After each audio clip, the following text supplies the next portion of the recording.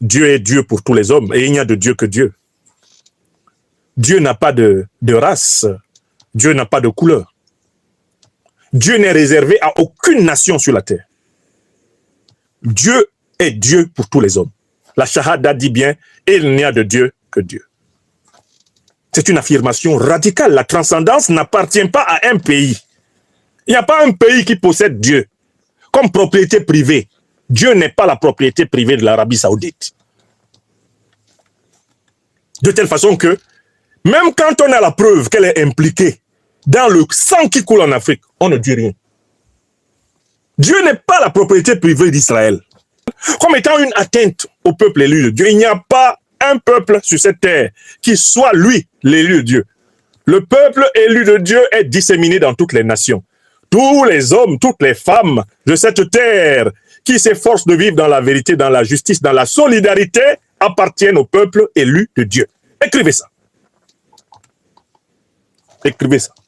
Il n'y a pas un pays sur cette terre qui soit le peuple élu de Dieu. Ça n'existe pas. Même dans la Bible, la notion d'Israël, elle ne renvoie pas à une nation. Elle ne renvoie pas à un État. Elle ne renvoie pas à une république. La notion biblique juive d'Israël renvoie à une élection morale.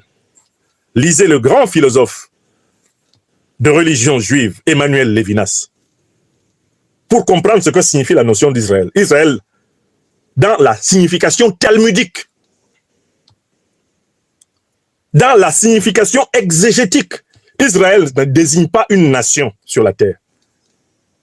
Mais les êtres humains qui ont décidé de vivre dans l'amour de leur Créateur et de partager cet amour avec tous les autres hommes.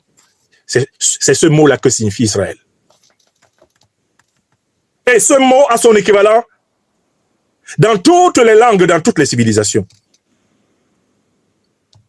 Dans ma langue maternelle, le Bassa Bantou, on appelle cela Bourbambok, Bonbambok. C'est le Mbok qui est le concept dans la langue Bassa pour décrire les hommes spirituels, les hommes et les femmes spirituelles. Et quand tu deviens donc un homme ou une femme spirituelle, on t'appelle Mbombok.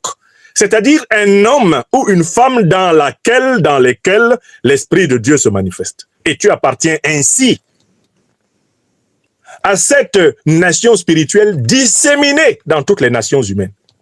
Celle des hommes et des femmes qui s'efforcent de vivre dans la vérité, la justice et la solidarité.